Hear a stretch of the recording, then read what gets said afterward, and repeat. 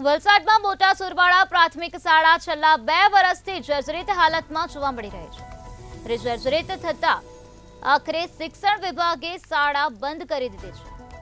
શાળા બંધ થતા વિદ્યાર્થીઓ માટે ભણવાની વ્યવસ્થા કરવામાં આવી નથી। શાળાની નજીકમાં આવેલ ઘરે હવે શાળા ચલાવવામાં આવી રહી છે।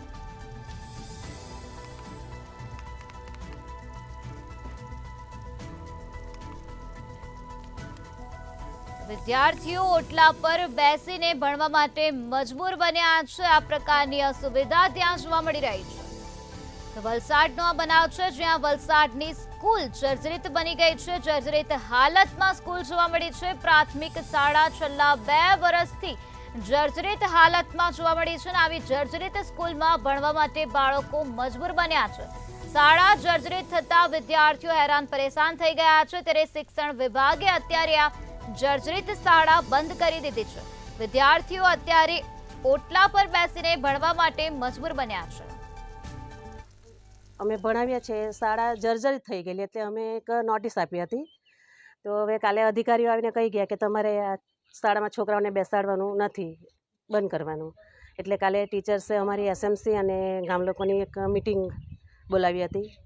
એટલે હવે અમારે છોકરાઓને બેસાડવાની તકલીફ, આ તો ગામજનો થઈને આ ધર્મેશભાઈની મહેરબાની છે કે અમને એમનું ઘર આપ્યું છોકરાઓને બેસાડવા માટે ઓટલો। એટલે અમને અમારી એટલી માંગ છે કે અમારી સ્કૂલ જલ્દીથી જલ્દી બની જાય ને અમારા છોકરાઓને સારું ભણતર મળે। આજે પ્રાથમિક શિક્ષણ એ સૌથી મોટી જરૂરિયાત કહેવાય। પાયાનું શિક્ષણ ત્યાંથી મળે છે।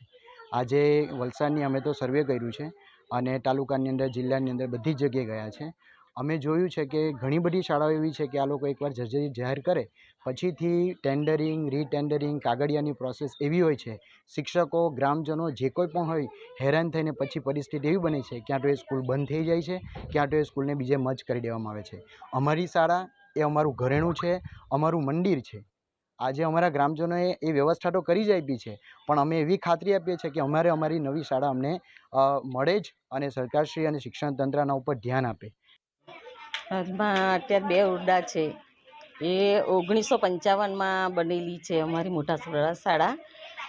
એ છે ને નવા બાંધકામ માટે આપેલી છે। અત્યારે જર્જરિત ઓરડા માટે એ ટીઆરપી આવી ગયા અને તે લોકો કીધું કે એસએમસીની મિટિંગ બોલાવીને તમે બીજી વૈકલ્પિક વ્યવસ્થા બાળકોને માટે કરો।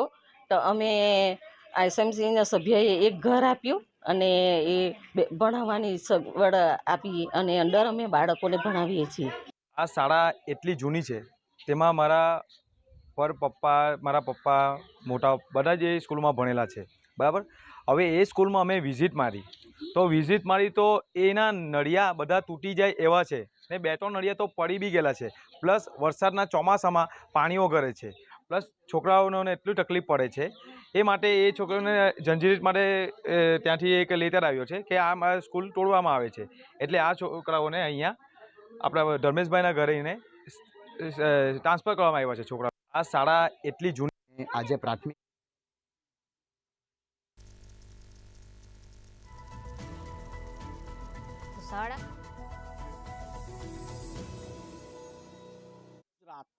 વલસાડ જિલ્લાની અંદર કેટલીય શાળાઓ છે તે હાલ જર્જરિત હાલત જાહેર કરી દેવામાં આવી છે।